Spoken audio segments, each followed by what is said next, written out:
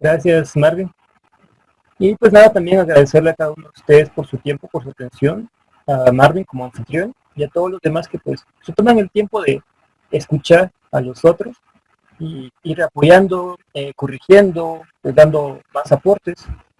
Entonces, justamente cuando estamos en este proceso del curso, pues tenía ese conflicto, aunado a también pues, una carente explicación, una metodología didáctica, pues que no fue la mejor que digamos, pues me dieron unos cuantos conflictos que se agravaron con el curso de Derecho Internacional Privado. Sin embargo, creo que este curso es muy importante para poder comprender la estructura jurídica de cualquier proceso en sí mismo, pero también cualquier situación y dinámica social. Al final, los procesos no están exentos de las realidades en las cuales nos vamos involucrando. Entonces, en ese sentido, pues el derecho procesal en sí mismo pues, va a ser muy importante. Entonces, como les mencionaba, pues para poder hablar antes de la ley procesal tenemos que hacer unas pequeñas referencias a la naturaleza de la misma, ¿verdad? Entonces, pues el derecho procesal en sí mismo, no el derecho, sino el derecho procesal, pues es una situación que no es nueva, sino por el contrario, se remonta hasta procesos históricos muy antiguos. Se dice directamente de que el origen del proceso es derivado de los rituales prácticos que cada una de las personas realizaba en su comunidad.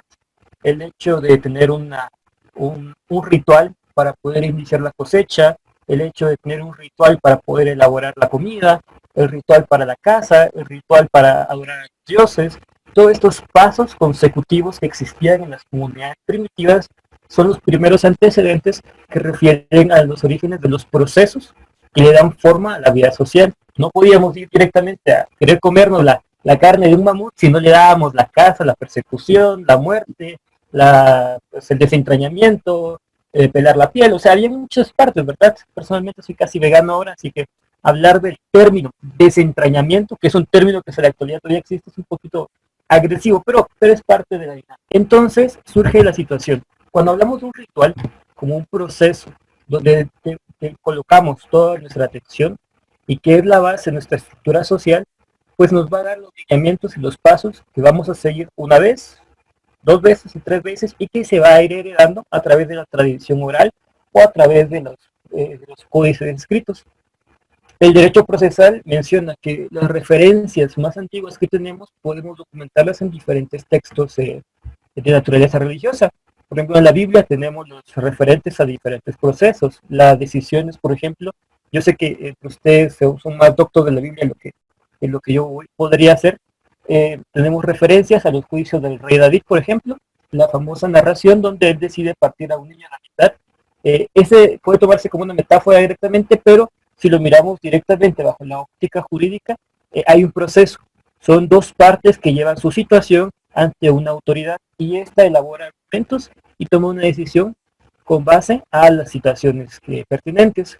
También tenemos referencia al juicio de Jesús específicamente, donde se interpone un proceso, una denuncia por parte de un individuo, la colaboración eficaz de Judas como miembro de la estructura judicial y política de la época, la valoración de Poncio Pilato como el responsable de la Galia de ese momento, perdón, de Galilea, y posteriormente la condena y la ejecución. Si nos damos cuenta, pues son narraciones históricas que tienen un referente procesal. También otro de los grandes puntos que se analizan en la historia del derecho procesal es el juicio socrático.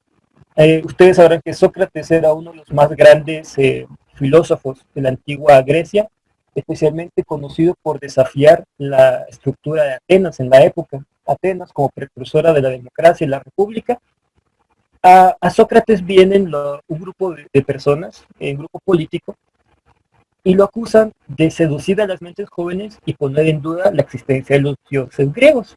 Ustedes sabrán Zeus, Atenas, Hades, porque en esa época las personas tenían una naturaleza de servicio y de tributo hacia figuras reflejadas a través de la naturaleza, pero todos sus designios estaban tomados bajo esa línea. Sócrates viene y plantea juicio donde los critica, pone tesis argumentativas donde la importancia natural del individuo gira alrededor del humano y no hacia los dioses, y esos argumentos, como en otras partes de la historia, lo condenaron a un juicio donde es uno de los momentos más importantes donde se reconoce el proceso por las acusaciones que hay, los argumentos que se dan y posteriormente la condena y la ejecución de Sócrates. Asimismo lo vemos reflejado en la evolución humana con la Revolución Francesa. Perdón, antes de la Revolución Francesa tenemos la época de la expansión del cristianismo y la llegada del derecho canónico, el derecho a través del derecho eclesiástico y la imposición de la época obscurantista a través de la Inquisición.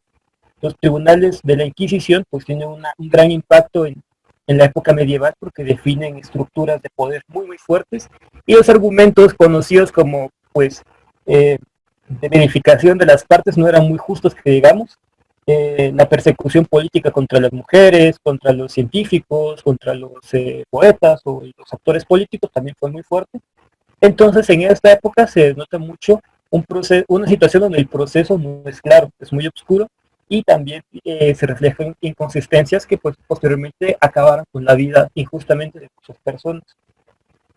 Estos reflejos tienen un impacto muy, muy importante en la monarquía. Si ustedes recuerdan, en las clases de derecho constitucional, nos refería que el origen del poder en una sociedad pues viene de muchas fuentes, ¿verdad? Uno de ellos era la monarquía, que eran personas designadas específicamente bajo una tradición donde eran pues, los representantes electos por Dios para poder gobernar a las personas. En esa época también, aunado al poder de la iglesia y la monarquía, las estructuras jurídicas no eran las más adecuadas. Y eso llevó a grandes consecuencias de injusticias que dieron origen a revueltas como fue la Revolución Francesa. Durante la Revolución Francesa, como Michel también lo mencionó, habían filósofos como Rousseau, Montesquieu y Voltaire, que plantearon visiones diferentes donde los procedimientos ya no fueran inquisitivos, sino que se adoptaran hacia naturalezas más acusatorias, como era en Inglaterra, puesto que como ellos ya no eran católicos, sino que ya eran anglicanos, sus visiones de Inquisición eran diferentes. Había una persecución hacia los que no eran creyentes, sin embargo, no tenían los mismos lineamientos que la Iglesia Católica planteaba en esa época.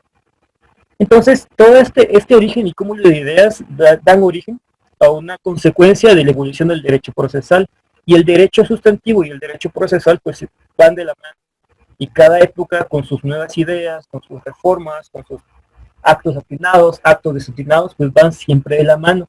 Sin embargo, es curioso de que nunca se le da el valor específico. Siempre a lo largo de la historia se refiere al derecho sustantivo como lo susceptible a la evolución histórica y política y social de los estados-naciones o de los cúmulos sociales. Sin embargo, resulta de que por mucho tiempo al derecho procesal se le denominó también práctica judicial, derecho de procedimiento. De estas formas fueron las que dominaron a finales del siglo XVII y XVIII y parte del XIX. Y resulta que a comienzos del siglo XX empieza a tener influencia en el área latinoamericana, sobre todo, las posturas de la de la Universidad de Bolonia, que está en Italia, donde hacen análisis específicamente de los orígenes procesales de lo que era la doctrina alemana, la doctrina francesa, la doctrina inglesa, y lo van adaptando a sus propias realidades. Entonces se plantea que, bueno, a través de Chiovenda es quien propone denominar a esta rama como derecho procesal, y es quien empieza a generar los tratados que dan origen a pues, las prácticas más establecidas, y se comienza a separar la naturaleza del derecho procesal de la naturaleza del derecho sustantivo. Entonces, desde el punto de vista etimológico, pues proceso viene del concepto procedere, que significa avanzar, poner en movimiento y progresar. Y eso es lo que es un proceso. Es una serie de pasos que ponen en movimiento y que progresan hacia un final. Entonces, como les decía, y perdonen si me pongo un poquito largo con la situación del derecho procesal, yo sé que eso es el tema de alguien más, pero para que tenga contexto de la ley procesal, el derecho procesal tiene una naturaleza, y esto es muy importante porque se vincula mucho con la ley procesal. Obviamente, discutir la naturaleza del derecho es una de las pláticas más comunes, más básicas que vamos a tener todo el tiempo, si es público o si es privado, y pues los consensos y las escuelas que van a postular pues pueden ser muy amplios. Sin embargo, siempre es muy bueno tenerlo abierto a diferentes criterios. Yo soy de la idea de que, si bien es cierto, somos estudiantes, tenemos la capacidad de racionalizar las situaciones y también la capacidad de exponer nuestras propias visiones. Entonces, a veces es bueno conocer las doctrinas, pero también es bueno practicar desde ya para poder hacernos criterios y reflejarlos según como lo vayamos entendiendo, porque pues a final de cuentas también vamos a ser jurisconsultos en algún momento. Entonces, les mencionaba sobre la naturaleza del derecho procesal. Hay dos naturalezas. La naturaleza del derecho público, que es aquella que regula las relaciones entre el Estado y los particulares, y otra las relaciones entre los propios estados, ¿verdad? Guatemala, México, México, Salvador, o la relación que tengo yo con el organismo judicial, con el ejecutivo, o la relación que tengo yo con las fuerzas del orden. Y por otra parte tenemos el derecho privado, aquel que regula las relaciones de los particulares entre sí, según nuestros intereses, nuestras situaciones y nuestros propios conflictos o voluntades. Hay una situación muy interesante que yo estaba leyendo y estaba investigando. Recuerdo que nosotros nos pidieron como libro referente en Derecho, Teoría General del Proceso 1, que era el libro de Álvarez Mancilla, que realmente está muy interesante. Tenía mucho tiempo de no leerlo y cuando estaba leyendo pues encontré que tiene, a resumidas cuentas, bastante información. Obviamente el derecho procesal pues tiene una connotación muy amplia, pero cuando habla de la naturaleza del derecho de proceso, menciona directamente de que la clasificación de esta situación es bastante pues controversial en algunos sentidos, porque menciona que si bien el derecho público y como el derecho privado son mismos fenómenos de dos diversas situaciones, a pesar de que cada una acentúa la tutela o protección del interés colectivo, por ejemplo desde la parte de vista del derecho público, y por el otro lado a través del derecho privado, donde pues está el interés individual. Entonces, solamente para tener referencias, la clasificación de la naturaleza es meramente histórica, por así decirlo, tradicional de las discusiones del derecho, y si en algún momento nos preguntan, pues siempre es bueno reflejar la postura de los teóricos que plantean que pues efectivamente el derecho procesal es naturaleza pública. Y se los voy a explicar por qué. Porque el derecho procesal organiza y fija las atribuciones de un poder del Estado. En este caso, el poder que lo establece es el Poder Judicial, el encargado de impartir justicia, de llevar todo lo relacionado a las contiendas entre voluntades de las personas.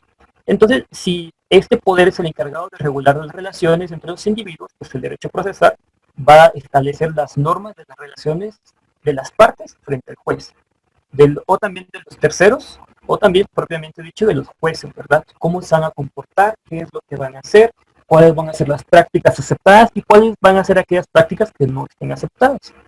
Entonces, el derecho procesal, pues dentro de sus sujetos tenemos directamente varios jueces, los sujetos que intervienen directamente como los diferentes miembros de cada una de las áreas del derecho que se va a enfocar, y los testigos, peritos, expertos, cualquier otra situación que pueda intervenir dentro del proceso.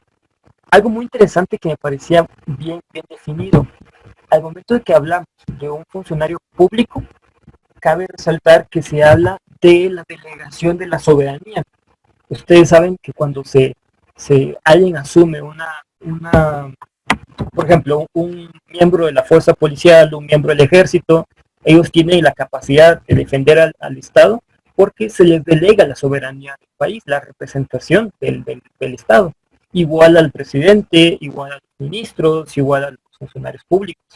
Entonces, directamente el acto que asume el juez lo puede realizar porque está investido de la soberanía que le delega a esta persona, y por naturaleza es de derecho público. Entonces el derecho procesal está muy vinculado a la delegación de la soberanía por la naturaleza pública que otorga hacia el Poder Judicial. Casi todo el proceso está fundado en una relación de derecho público que existe pues entre las partes que les mencionaba anteriormente. Pero aquí viene la parte interesante. Si bien es cierto que el proceso está definido por acciones públicas, quien inicia el ejercicio de esta acción y que termina con la declaración de la sentencia definitiva es naturaleza privada. Parte desde una perspectiva privada, no todos los casos, obviamente. Pero en la mayoría de casos los elementos son propios del derecho privado. La acción, lo que se establece, o el procedimiento en sí mismo, lo que va a buscar es tutelar el interés privado. En una situación laboral, en una situación civil, en una situación mercantil, pues las acciones de parte que se inician pues van a ser por la voluntad privada e individual, pero se somete a la tutela del poder público, ¿verdad? Se somete ante el procedimiento de las autoridades que van a tener la capacidad de emitir juicios, pues infundados en la lógica, infundados en la imparcialidad y sobre todo fundados en el derecho. Pues les comentaba directamente que el proceso inicia con la acción procesal, y que todas las acciones que pues las personas pueden iniciar tienen que estar sometidas a los controles del Poder Judicial. Entonces, regularmente mencionaba, y recuerdo muy bien en una de esas clases de penal, decía de que la capacidad del Ministerio Público, por ejemplo, de iniciar los procedimientos, respondían a la naturaleza pública del Ministerio Público, porque ellos sí poseían la capacidad de accionar de oficio ante determinados delitos.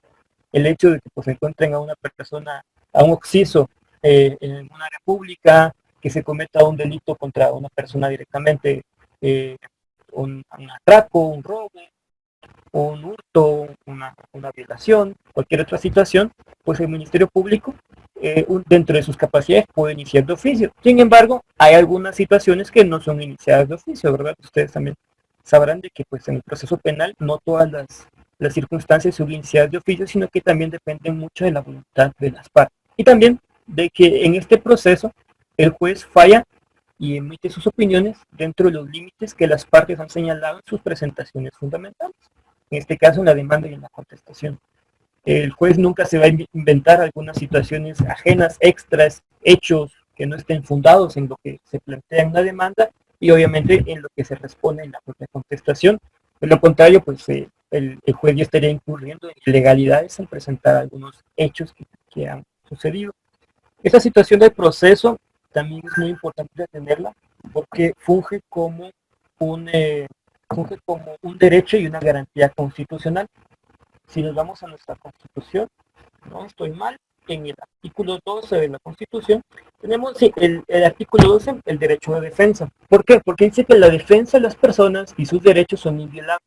Nadie podrá ser condenado, privado de sus derechos sin haber sido citado, oído y vencido en proceso legal, ante juez o tribunal competente y preestablecido.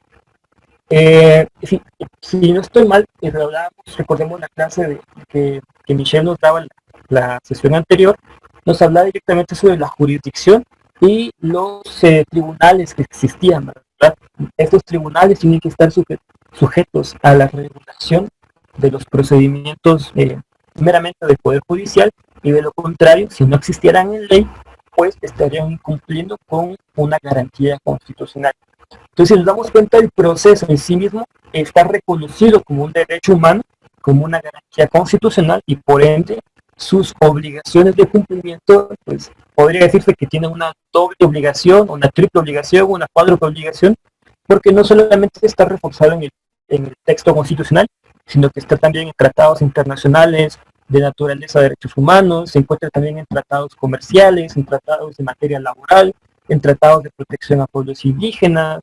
Entonces, la obligación de establecer un debido proceso no es ajeno únicamente a la materia, sino es una garantía que se tiene que establecer a través de todas las líneas y corrientes en la cual opera el Poder Judicial. Asimismo, también esa misma obligación la podemos ver reflejada en la ley del organismo judicial. Por ejemplo, tenemos el debido proceso en el artículo 16. Es inviolable la defensa de las personas y de sus derechos. Ninguno puede ser juzgado por comisión o por tribunales especiales.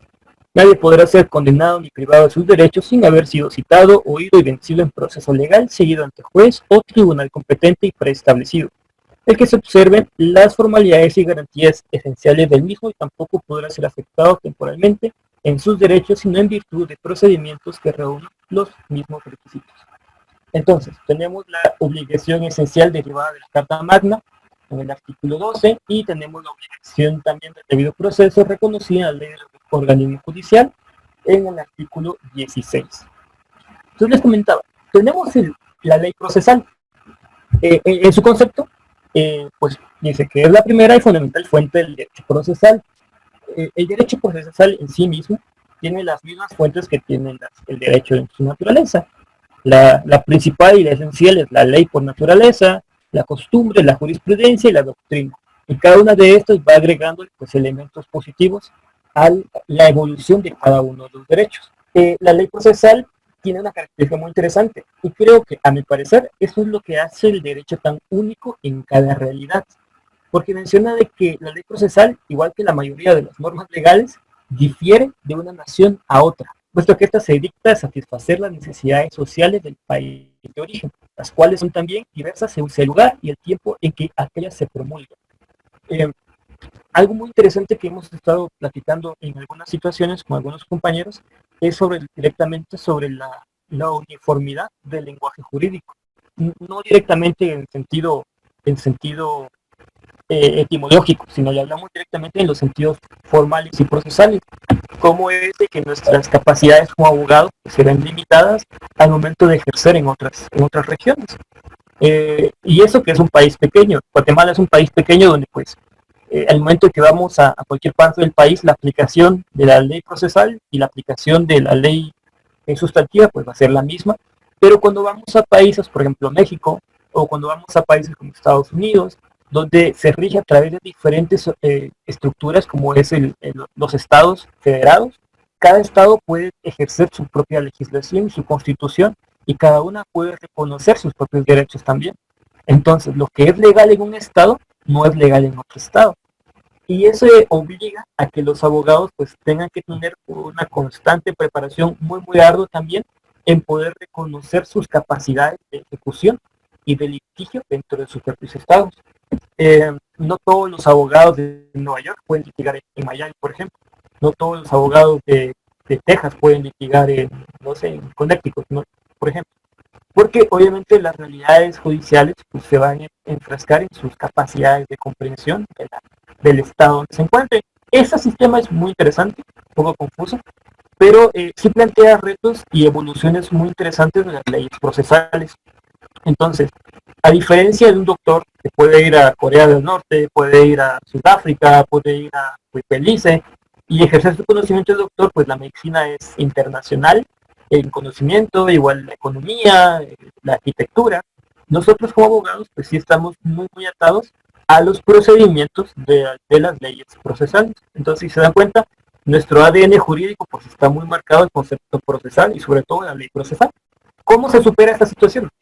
Bueno, hay algo que se llama el jus comune, y el jus comune apela a un lenguaje uniformado de manera internacional.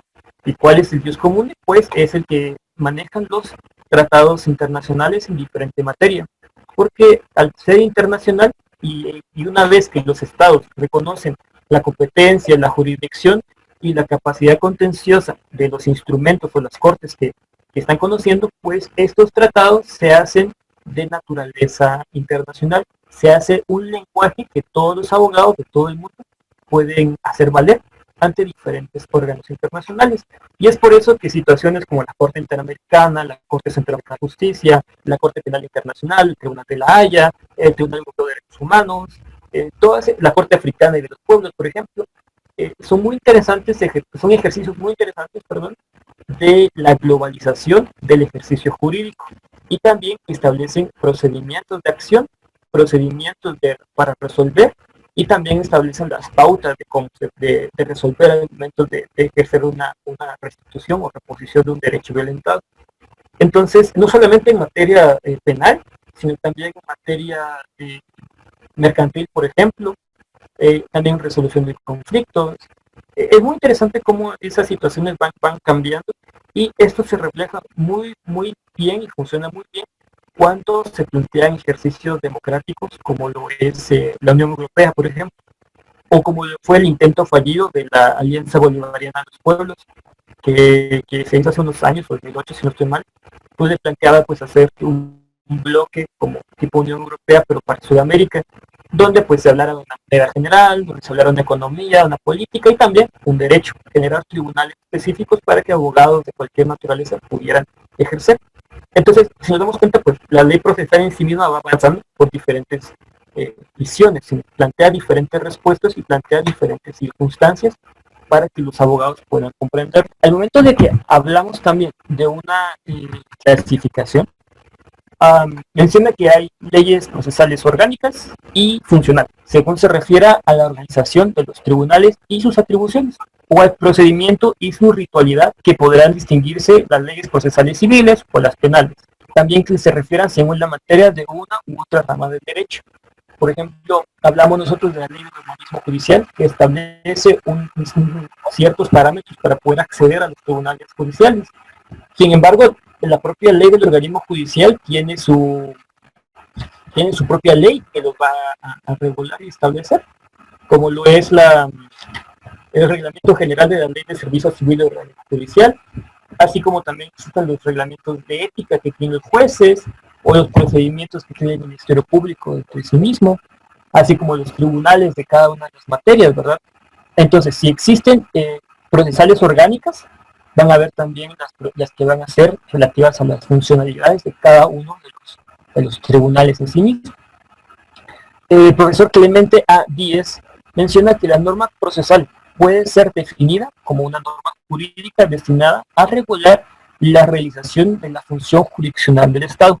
Esto se vincula mucho con lo que es el poder y naturaleza pública del derecho procesal al regular la función de justicia del Estado. Entonces, ¿cómo diferenciarlas? ¿Cómo saber cuál es cada ley? Bueno, y spoiler, resulta de que no todas las leyes procesales están dentro de los códigos procesales. Si se dan cuenta, están también dentro de las leyes orgánicas, están dentro de las constituciones, están dentro de los tratados, pero no se desvincula ni una ni otra de los procedimientos, y cada una es importante reconocerla dentro de los cuerpos jurídicos, porque son cláusulas que nos van a permitir avanzar y reconocer los procedimientos necesarios. Por ejemplo, el libro de Álvarez Mancilla nos plantea tres situaciones. La primera, que son normas materiales las que se encuentran en un código sustantivo, y procesales las que se encuentran en un código procesal. Vamos muy claro a decir, las leyes materiales sustantivas son las que explican los derechos, y las procesales van a ser aquellas que se encuentran dentro de los códigos específicamente establecidos, como el Código Procesal Penal, el Código Procesal Civil y Mercantil, la ley del organismo judicial que establece parámetros procesales, entre otras, ¿verdad? El segundo planteamiento que nos hace directamente es de la perspectiva de la sentencia.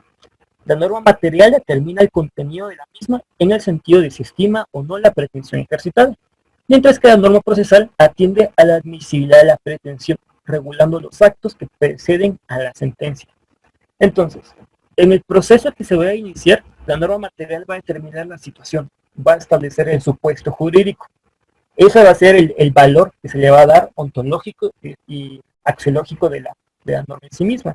Sin embargo, la ley procesal va a plantear un ejercicio donde va a atender a la admisibilidad de la pretensión. Si va a reconocer que el supuesto tenga lógica, sea coherente y por lo tanto pueda accederse a una pretensión directamente. Por ejemplo, no es lo mismo decir que me despidieron injustamente cuando no acredito las circunstancias verídicas.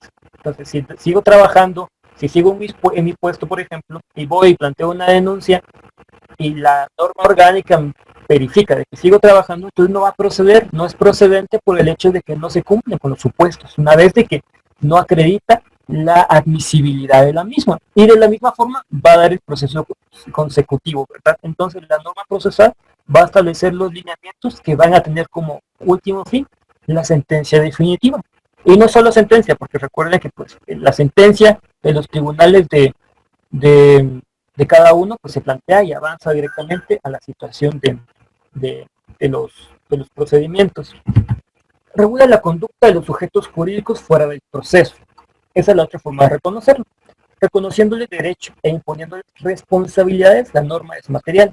Por el contrario, si la consecuencia jurídica atiende a la conducta de las personas en cuanto a sujeto del proceso, jueces, partes o terceros involucrados, se refiere al proceso indistintamente de la materia, en tanto sus presupuestos, requisitos y efectos de la norma procesal. Entonces, la norma jurídica que regule las acciones de los jurídicos fuera del proceso antes de iniciar la acción va a ser meramente material, y una vez que se da el supuesto jurídico con la consecuencia directamente, pues ya la forma en cómo se van a relacionar, la forma como van a actuar directamente, cómo van a percibirse ante los órganos de justicia, cómo van a plantear sus requisitos, sus informes, sus presupuestos legales, sus argumentos, toda esta serie de rituales y de pasos que existen, pues van a hacer efectivamente la norma procesal.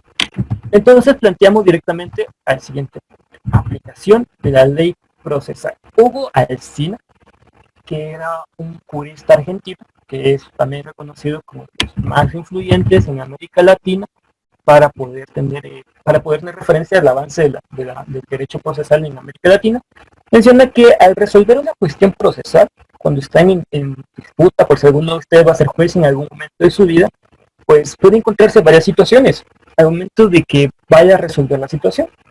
Tenemos el supuesto jurídico, tenemos la ley material, tenemos el procedimiento y ahora nos toca resolver. Menciona tres situaciones. Uno, que exista respecto de ella una disposición expresa en la ley.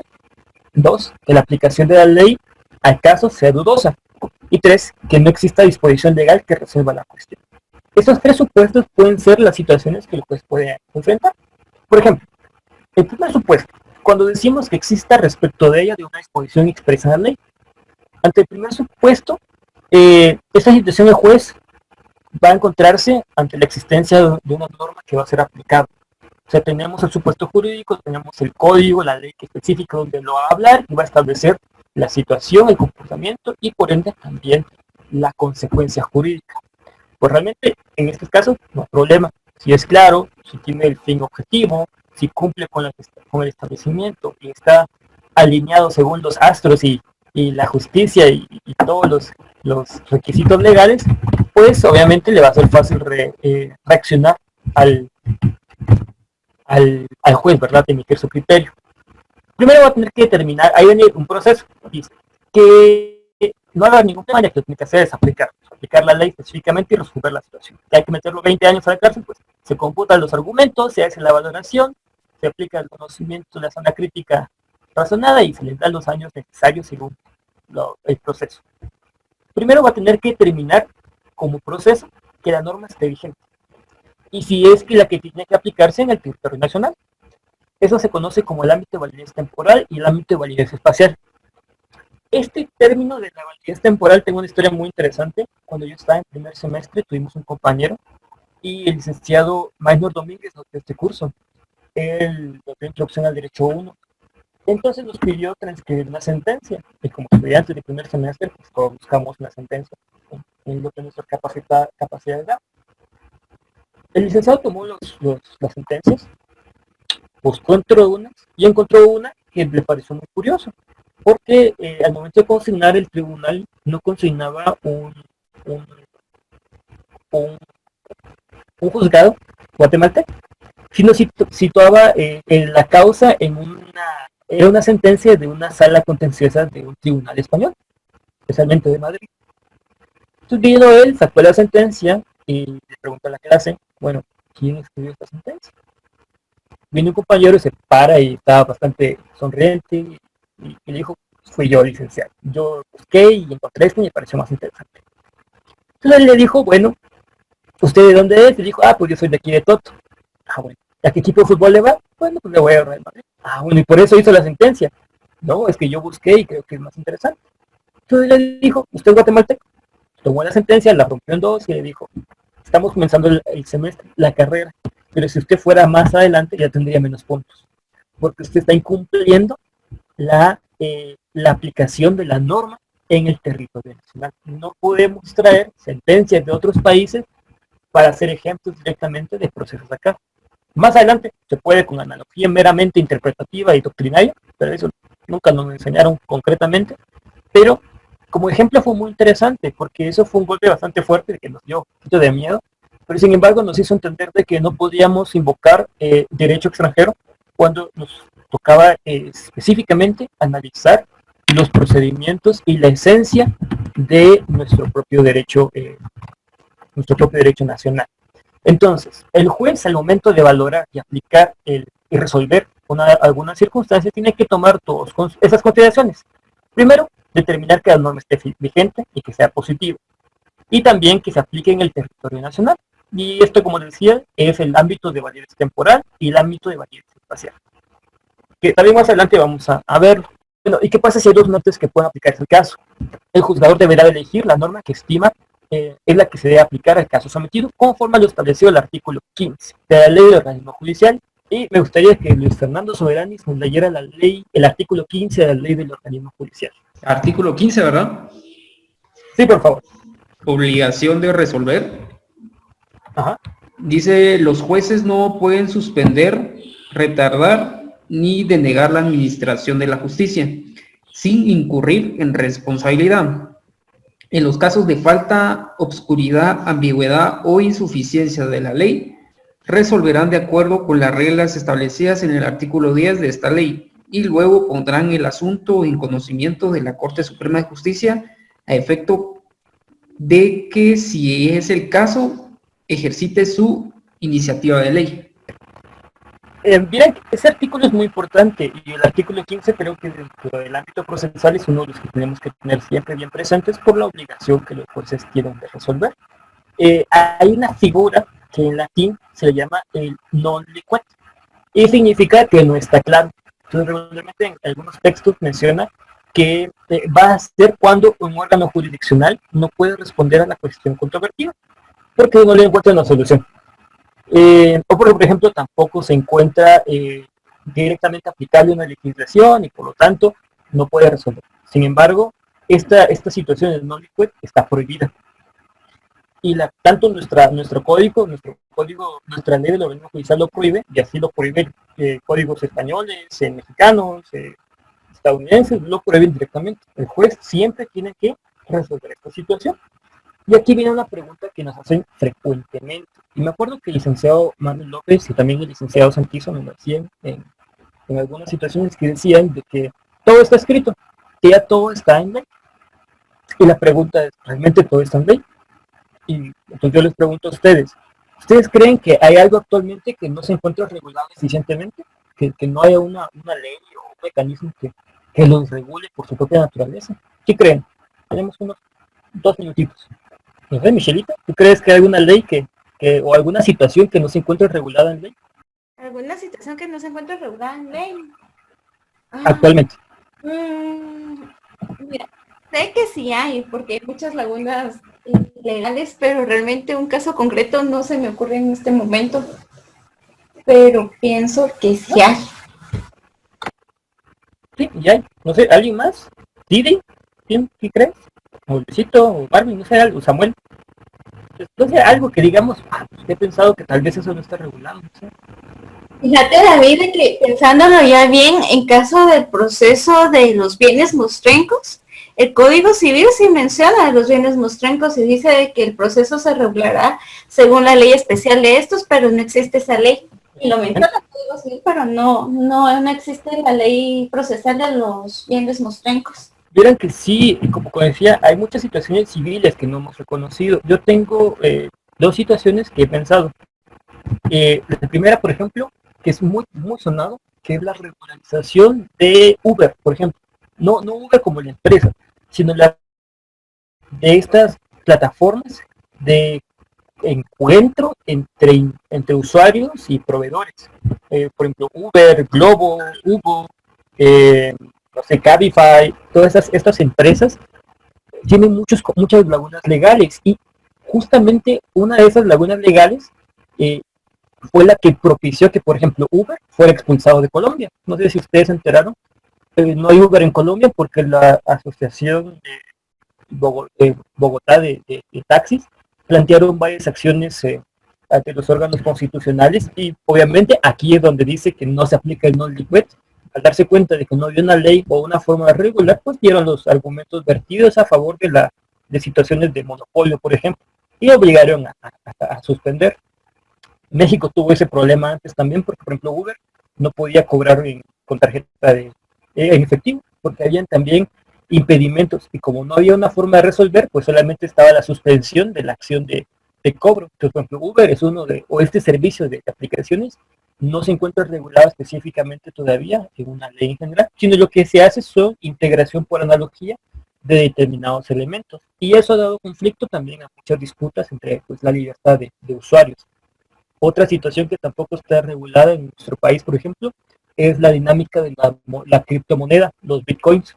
Creo que también es muy bueno que poco a poco nos vayamos metiendo al derecho digital, porque los bitcoins como moneda digital tienen mucho peso en Estados Unidos y en Europa, e incluso hay gente en Guatemala que tiene dinámicas, empresas o que maneja situaciones de minado de bitcoin, pero no hay regulaciones. Entonces, si a mí me estafan por medio de bitcoin, resulta de que solamente puedo decir que fue una estafa, pero no puedo probar efectivamente porque los procedimientos no están adaptados a poder determinar qué es un bitcoin, cómo se procede en la situación, ante quién voy a accionar, qué tipo de restitución va a haber en esta situación, ¿verdad? Y algo más relacionado a derechos de colectividades, por ejemplo, como le decía Michelita con los bienes mostrencos, sucede con la ley de aguas. La ley de aguas está destinada y en su origen para poder regular esta situación, pero como no existe una ley de aguas, pues los procedimientos van directamente por lo establecido en el Código Civil también. Entonces, si nos damos cuenta, a pesar de que hay bastantes vacíos legales, a pesar de que hay situaciones, pues los jueces tienen prohibido no resolver.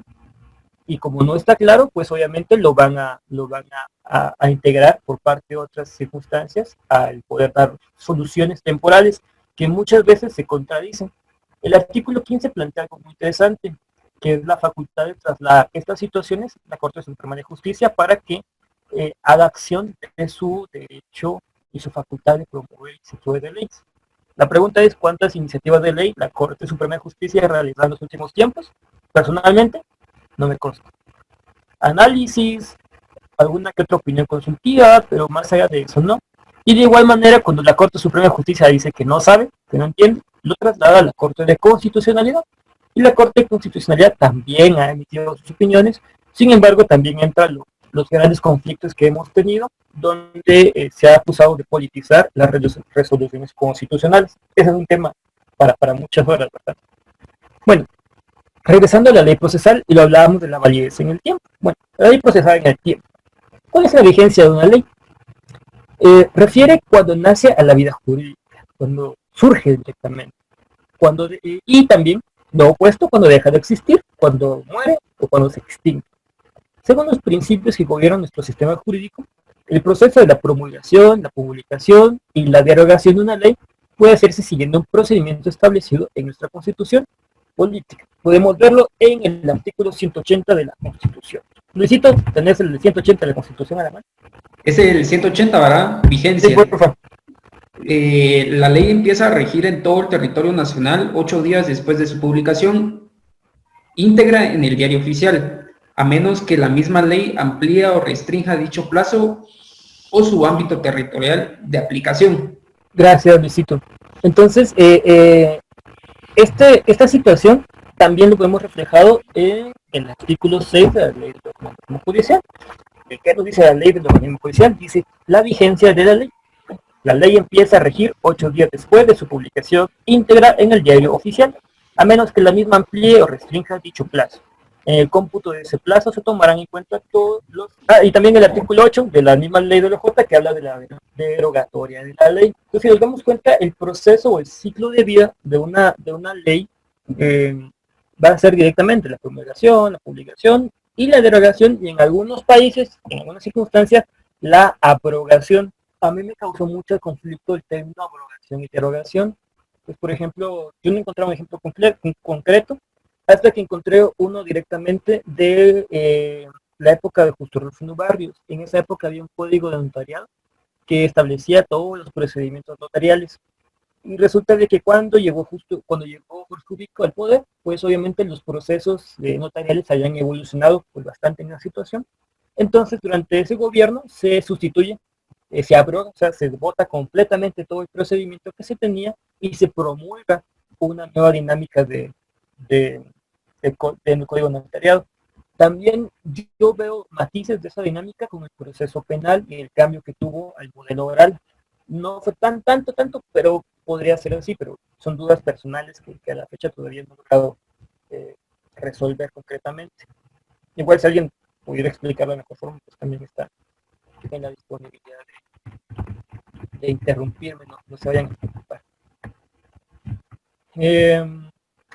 Cuando hablamos de la vigencia de la ley en el tiempo, Lástima que no está Everson, porque le gusta hablar mucho del tiempo y de cómo pierde el tiempo también. Tenemos dos conceptos. Uno, la ultraactividad y retroactividad. Cuando una ley ha sido derogada, continúa aplicándose durante la vigencia de la nueva ley. Estamos en presencia de la figura de la ultraactividad.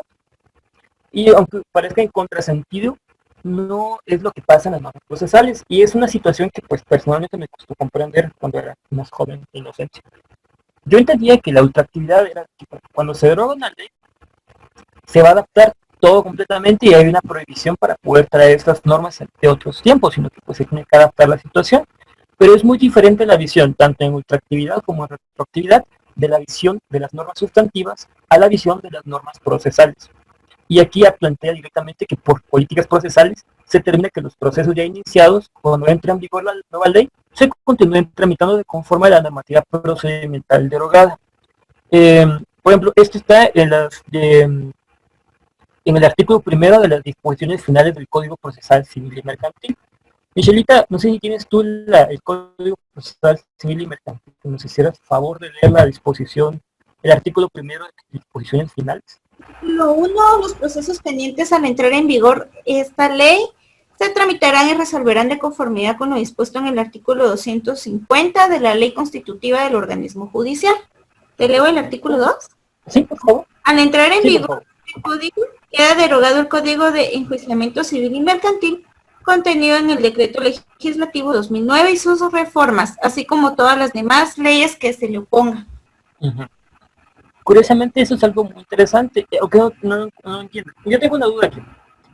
La ley constitutiva del organismo judicial es la que da vida al organismo judicial como sí mismo. Yo estoy buscando, y realmente tengo una duda aquí porque yo pensaba que era la ley de la J, pero resulta que no es la ley de la J, si alguien me puede corregir también.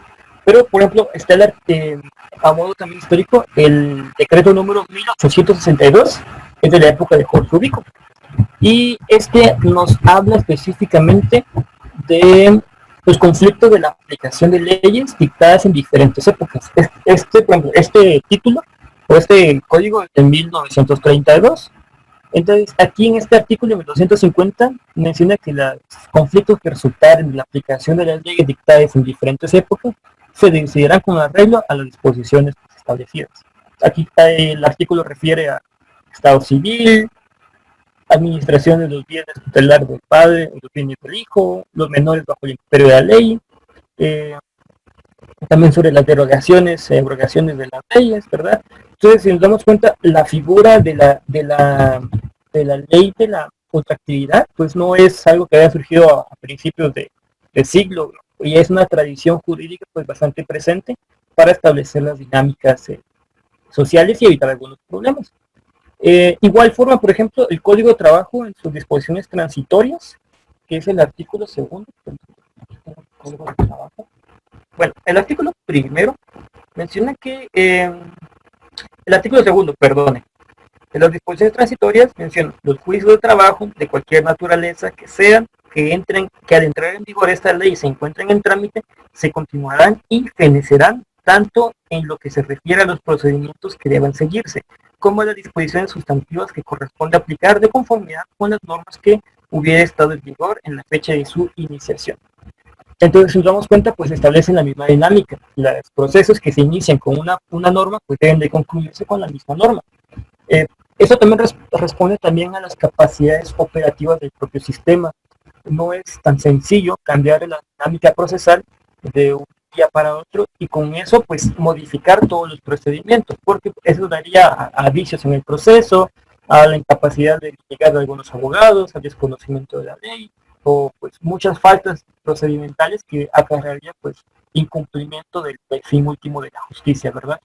Entonces, esta dinámica de la ultraactividad va a servir como un mecanismo de protección también para evitar de que los procesos tengan un planteamiento diferente. Y aquí viene también lo que es la retroactividad.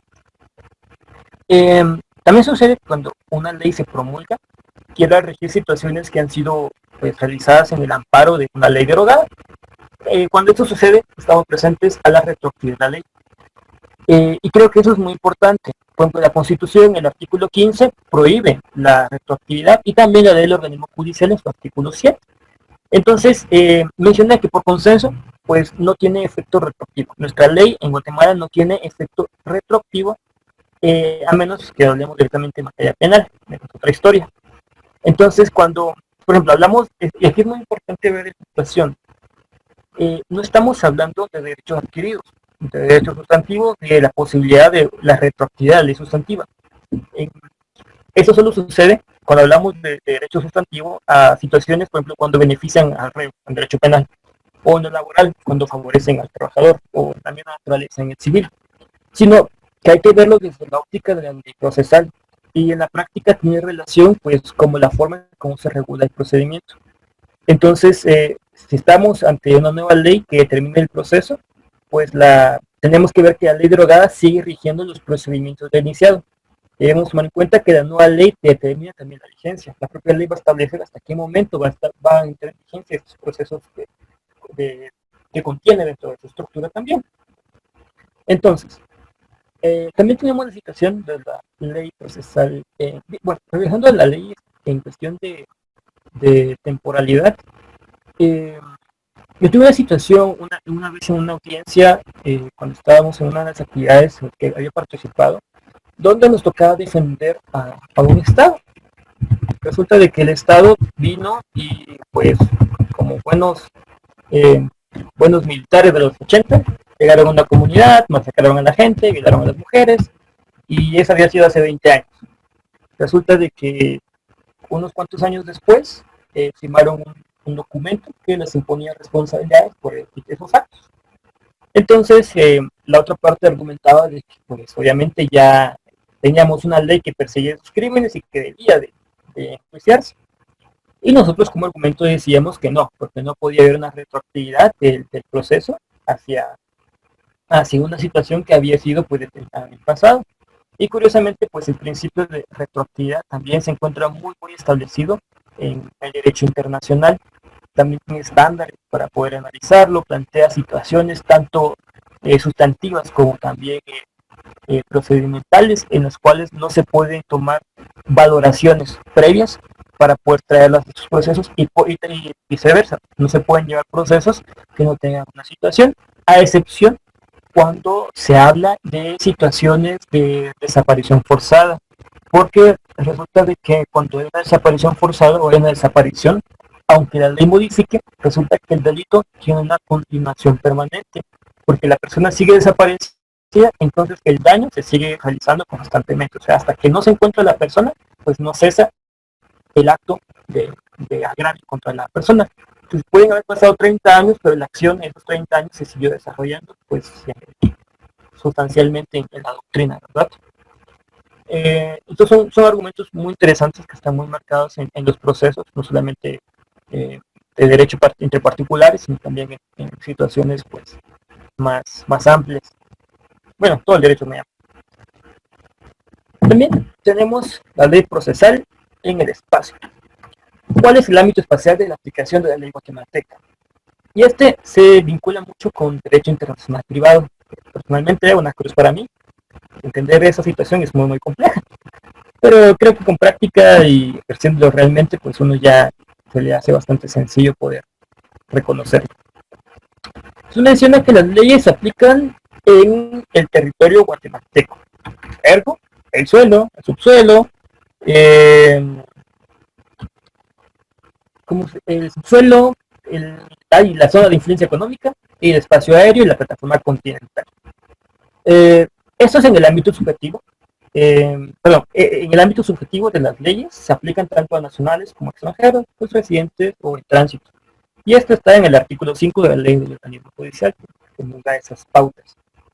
Pero en relación a la ley en sentido general, en lo relativo a las leyes procesales, en la forma específica debemos tomar en cuenta que en nuestro país la ley procesal a aplicar, pues en estos casos de espacio, es la ley de nacionalidad o la ley nacional, porque la ley de organismo judicial regular los temas procesales dice, de lo procesal, artículo 33, la competencia jurisdiccional de los tribunales nacionales con respecto a personas extranjeras sin domicilio en el país, el proceso y las medidas cautelares se rigen de acuerdo a la ley del lugar en que se ejercite la acción.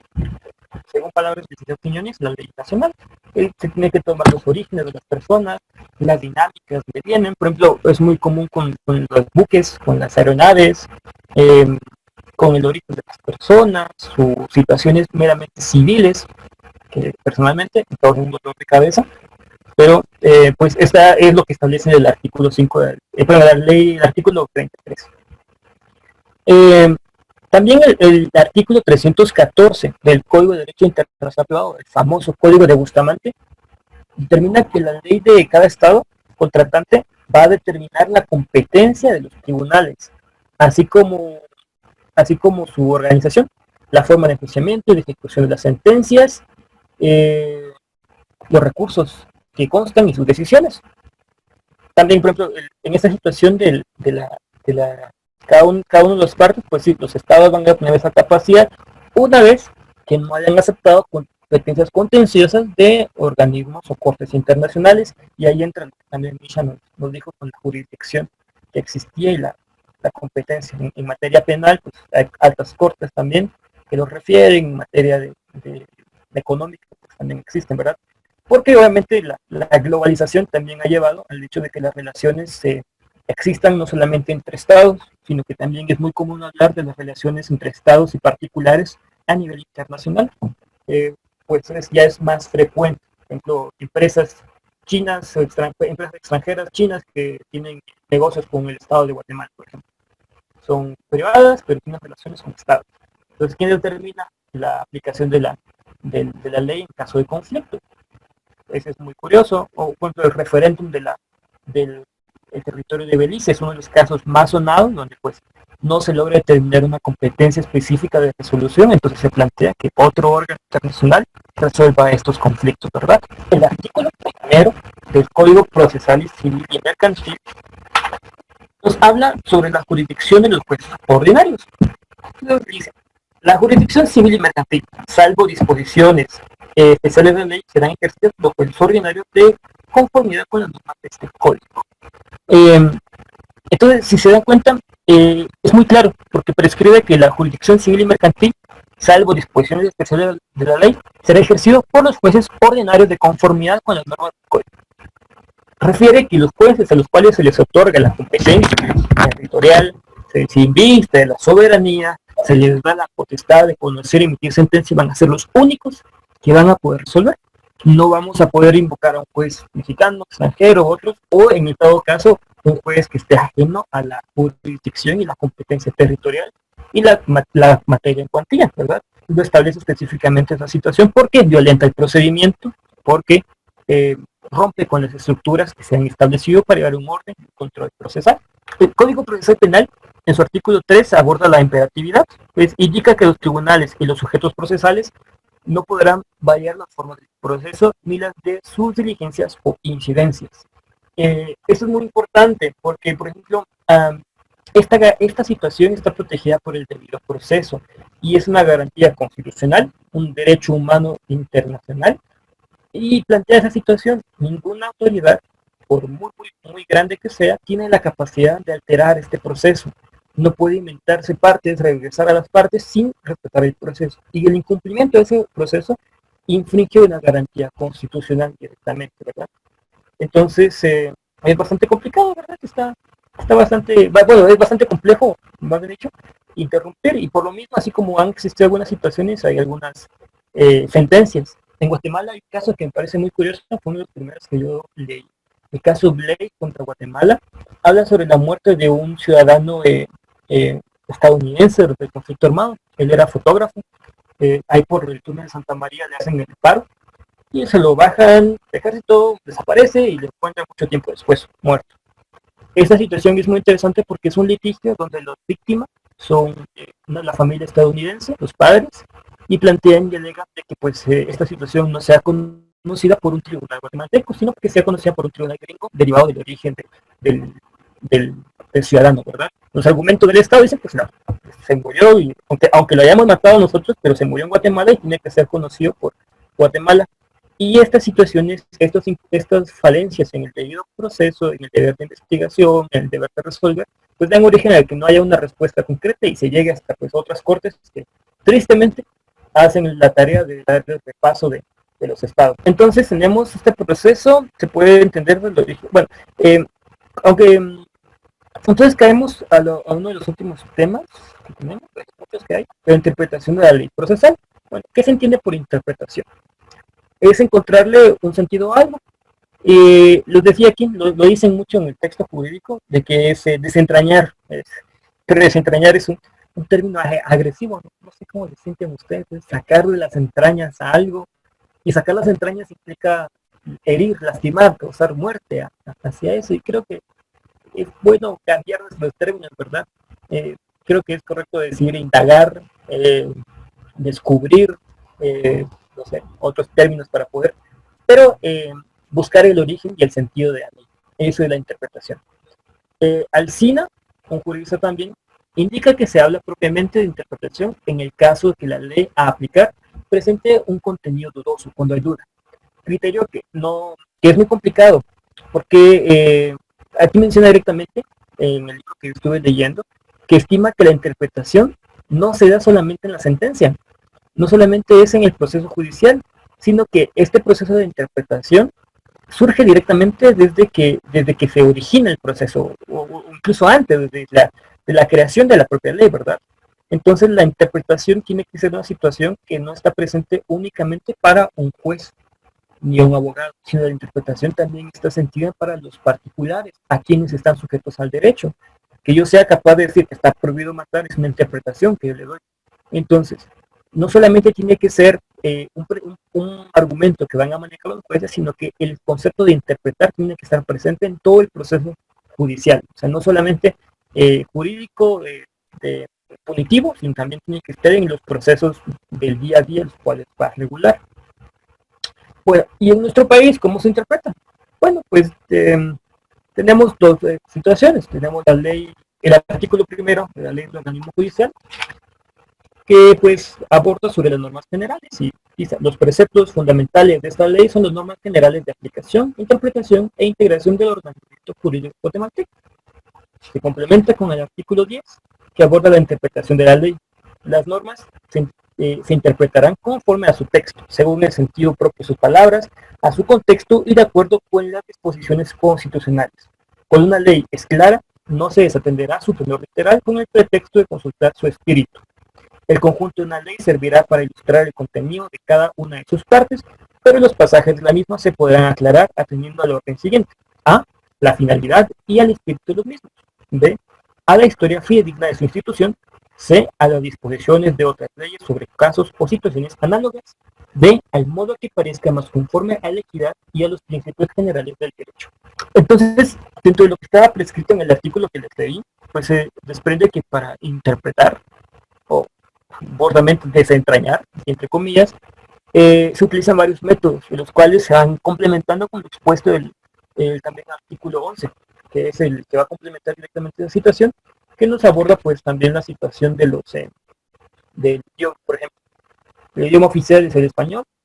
Las palabras de la ley se entenderán de acuerdo con el diccionario de la Real Academia Española en la acepción correspondiente, salvo que el legislador las haya definido expresamente. Y si una palabra usada en la ley no aparece definida en el diccionario de la RAE, la Real Academia Española, se dará su acepción usual en el país, lugar o región de que se trate. Las palabras técnicas utilizadas en ciencia, tecnología o el arte se entenderán como su sentido propio, a menos que aparezca expresamente que han usado un sentido distinto. Bueno, esto da para mucho.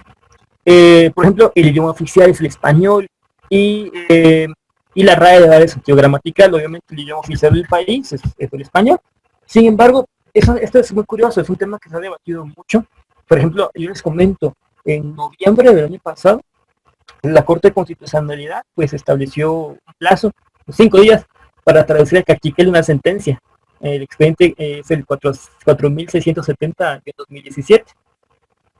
Y pues realmente es necesario, porque no somos un país de habla español netamente, sino somos un país pues multilingüe, pluricultural, multiétnico, y obviamente el derecho no es exclusivo para un cuerpo poblacional, sino que el derecho es de aplicación general, y por lo tanto no puede distinguir entre ciudadanos de una categoría o de otra categoría, ¿no? Tiene que adaptarse y adecuarse.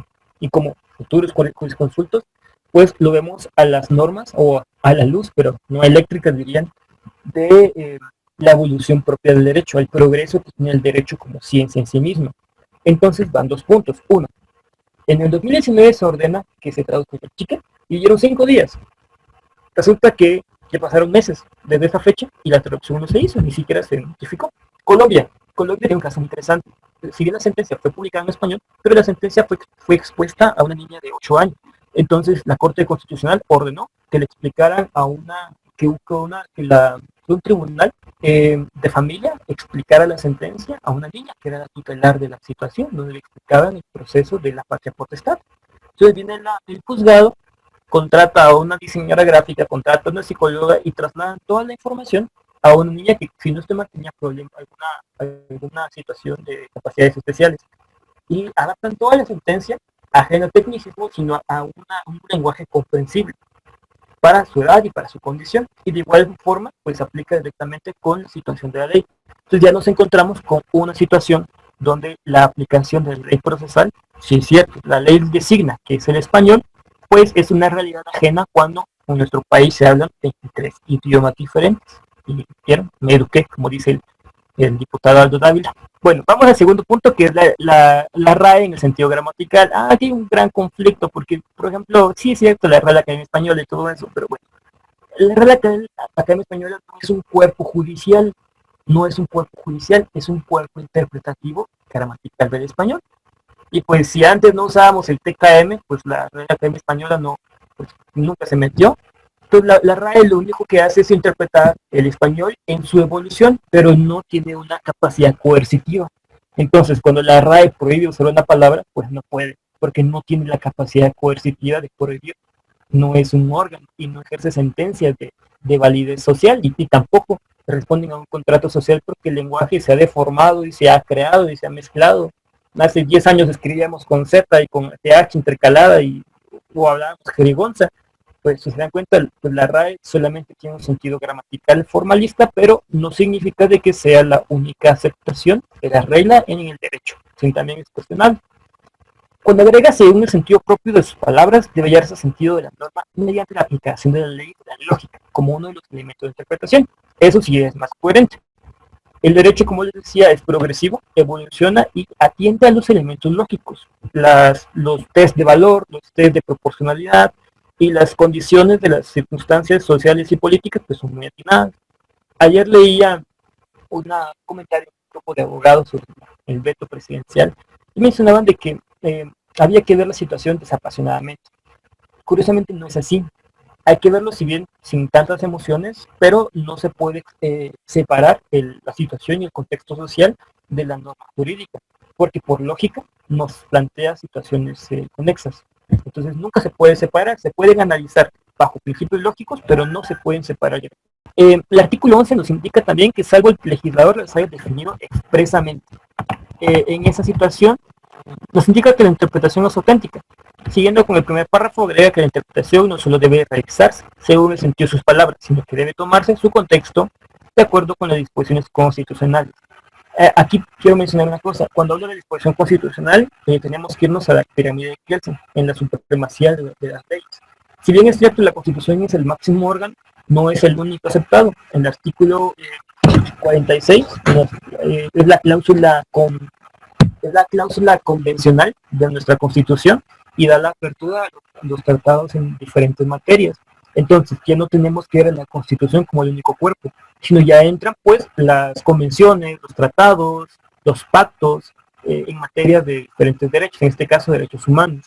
Y esto es muy importante porque, por ejemplo, ahí entra lo que es el control de convencionalidad, que son todos los procesos convencionales que surgen de las sentencias internacionales. Entonces, si el juez va a tomar validación de lo establecido en la disposición constitucional, pues como los tratados y pactos están a la par, tiene que tomar también las referencias que van surgiendo de estos tratados que se van aprobando y que Guatemala es signataria.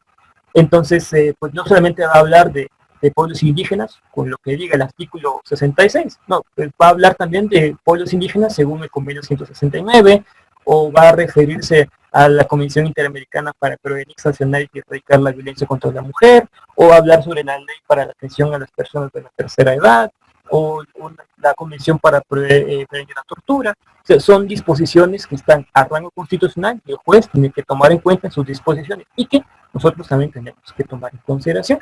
Hay una situación muy interesante y yo la viví con el juez Nufio. Estuvimos en una sentencia sobre violencia contra la mujer, muy criticada por los argumentos que daba, pero cuando él leyó su sentencia y dio sus argumentos finales, citó artículos constitucionales y no se quedó allí. Nos dio una muy buena clase sobre la Convención del León do Pará, sobre sentencias en materia de derechos derechos de las mujeres, sobre violencia también de género, y pues mencionaba específicamente en esa audiencia, y luego nos la mencionó en clase, de la importancia de que la modernización en los procesos de las normas evolutivas no solamente era trabajo del juez, sino era un trabajo de los abogados litigantes, de los profesores y también de los estudiantes, porque el derecho se queda corto con las realidades que vivimos cada día y con la violencia acaecida contra los grupos vulnerables y contra pues otras situaciones que nos van embargando. Entonces nuestro trabajo no solamente es educarnos a nivel de derecho sustantivo, sino ir más allá siempre, porque esos fundan argumentos que a veces, y también me ha pasado, asusta a algunos jueces porque no saben cómo resolver, y ahí es donde se tardan más tiempo en dar sus partes. Resulta que, por ejemplo, respecto al contexto, se hace referencia al modelo sistemático. Entonces, esto responde a, pues obviamente, lo que les mencionaba anteriormente. Esto se ve reforzado por el segundo párrafo del artículo 11, cuando se hace referencia al método sistemático. El conjunto de una ley servirá para ilustrar el contenido de cada una de sus partes. Se utilizan los métodos mencionados, el sentido de la norma, continuación oscura. Por ejemplo, sí, ya por ahí. Sí, por ejemplo, el juez lee la norma y pues aún a pesar de que está el idioma español, a pesar de que está las sentencias con disposiciones constitucionales, a pesar que está la RAE, no logra entenderlo, pues tiene que aplicar, tiene que haber una situación diferente como pueda tenerlo. ¿Y cuál es la manera? Pues bueno, nos plantea esta situación. Uno, la finalidad y el espíritu de la norma. Se hace referencia al método evolutivo, el cual nos permite determinar la finalidad de las normas al momento de aplicarlo. La historia fidedigna de su institución, al método histórico. Esto se vincula mucho con la costumbre jurídica también, a la evolución de los procesos. Hay un argumento que dicen de que pues, la ley es una cosa y la práctica es otra, y no es mentira. Y ahí es donde entran los procesos fidedignos. Si una situación está establecida en la ley, pero al momento de aplicarla cambia, pues obviamente esta situación va a reflejarse en las dinámicas de interacción dentro de los procesos. Y la costumbre se hace ley en unas situaciones, pero no es de balde, sino atiende a las necesidades sociales.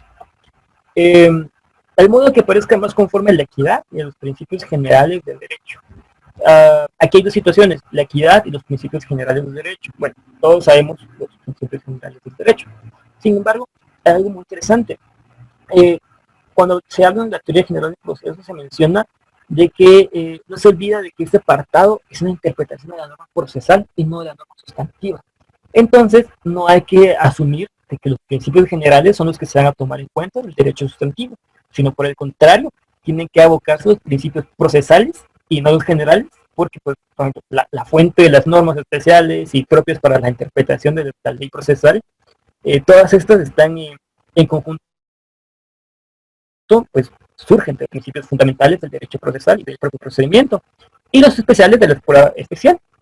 David Fechandia, que también es un sociologista y también pues, procesalista, dice que cuando se interpreta la ley procesal es imposible dejar de lado esos principios que conforman en cada país el derecho procesal. Y a simple vista, pues, parece que los efectos de interpretar el código de trabajo deberíamos estar a lo que respecta al artículo 10 de la ley del organismo judicial.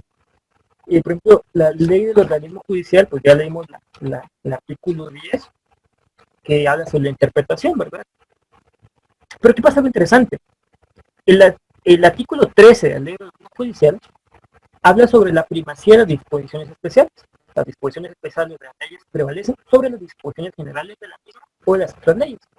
Entonces, si las disposiciones especiales de las leyes prevalecen sobre las disposiciones generales, y en el presente caso, en la ley del organismo judicial, en el artículo 10, tiene las disposiciones generales, y el Código de Trabajo, pues en su artículo 15, tiene sus leyes, disposiciones especiales, entonces, pues, ¿qué se tiene que hacer? En este caso, pues se entiende de que se deben de atender a interpretar las leyes laborales según lo expuesto en el artículo, en este caso el artículo 15 del Código de Trabajo. El artículo 15 nos dice fuentes supletorias del derecho de trabajo. Los casos no previstos por este código, por sus reglamentos o por las demás leyes relativas al trabajo se deben resolver en primer término de acuerdo con los principios del derecho de trabajo. En segundo lugar, de acuerdo con la equidad, la costumbre y el uso local, en armonía con dichos principios y por último, con los principios y leyes del derecho común. Entonces se dan cuenta, ley, disposición especial prevalece sobre las disposiciones generales. Bueno, y para ir concluyendo, bueno, ¿cómo se integra la ley procesal? Bueno, cuando un juez llama a resolver una controversia, pues descubre que las reglas interpretativas pues ya están ahí, y eso le van a ayudar a ofrecer una solución, pues porque tiene que haber una norma aplicable, pues tiene que resolver todo el tiempo. Y era lo que hablaba Michelite, que mencionaba mi tema, que de las lagunas procesales, así como hay lagunas legales, también hay lagunas procesales. Cuando la controversia cae en una de esas lagunas procesales. Kelsen, que es nuestro máximo de esto, a lo que jugamos y aprendemos de derecho, dice que una laguna técnica se presentaría cuando el legislador ha omitido dictar una norma indispensable para la aplicación técnica de la ley, y tal laguna podría ser llenada por vía de interpretación. Y esto es muy interesante, y quieren un ejemplo claro, lo del veto presidencial. El presidente aduce de que hay muchas situaciones que están desvinculadas de la realidad, de que hay muchos fallos en toda situación, pero aquí es donde dice que él sí es muy atinado, de que si en dado caso existieran esas lagunas, el procedimiento adecuado es, pueden llenarse por la interpretación. Entonces no se tiene que dejar, si dice luz, no tiene que especificar un procedimiento formalista para decir luz eléctrica, alumbrado público, no, porque por eso la ley se ejecuta y se transforma para una interpretación atendiendo a los principios procesales, atendiendo a la interpretación de la ley procesal y atendiendo a las dinámicas sociales y contextuales, ¿verdad? Que existan algunas lagunas, pues marca el límite de la tarea del intérprete. ¿Y quiénes son los encargados? Pues los jueces, los del judicial, el legislativo, las gentes a las cuales sustentan esta situación. Este planteamiento es mucho judicial, yo lo veo también desde una visión meramente de política de Estado. Entonces el juez, derivado de la obligación de resolver, pues le ordena el artículo 15, tiene que integrar la ley y puede resolver. Entonces el artículo 15 prescribe que, como ya lo hemos platicado, los jueces no pueden suspender, ni retardar, ni denegar la administración de la justicia, porque si no cometen responsabilidades y si se inventan algo, caen en prevaricato, porque también los mandan al botiquín. Cuando haya faltas, oscuridad, ambigüedad o insuficiencia de la ley, también es la misma situación. Plantea que el juez tiene que interpretar la norma en los casos de falta o insuficiencia en la misma. Debe integrar el procedimiento y para ello debe recurrir a las reglas que mencionábamos anteriormente. Y cuando no pueda, pues caemos a lo que planteaba anteriormente. Esto lo traslada a la Corte Suprema de Justicia, a la Corte de Constitucionalidad, y que se hagan varios efectos para generar su iniciativa de ley, porque el Estado tiene que ver la forma de cómo regula todas estas situaciones, el Estado transfiere sus poderes. Entonces, no solamente de dejarlo allí, porque hay situaciones que la gente no puede reconocer y hay que darles una respuesta concreta. Es el deber del proceso y es el espíritu de la justicia también mismo. Entonces, los argumentos como falta del proceso, obscuridad, ambigüedad, insuficiencia, al momento de hablar del proceso, no son argumentos, sino por el contrario, son responsabilidades donde ellos están obligados a resolver. Y aquí es donde vamos mucho a los temas de la mora judicial, cuando no se puede resolver, cuando se incrementa la carga procesal en algunas situaciones, pero deriva mucho también de las deficiencias meramente del proceso, ¿verdad? Entonces, esto requiere mucho estudio, análisis, fortalecimiento a los jueces, a los abogados, a los oficiales, a los que plantean también, los mediadores. Obviamente es una situación muy interesante sobre cómo la mediación también es un proceso que se tiene que estudiar mucho, porque pues el proceso tiene muchas partes, como hablábamos, no solamente es judicial, sino que el proceso surge desde la creación de la ley sustantiva y cómo le damos respuesta a muchas situaciones. Un proceso es la vía meramente judicial y otro proceso es la mediación o métodos alternativos de la resolución de conflictos. Pues creo que hasta ahí puedo dejar, compañeros.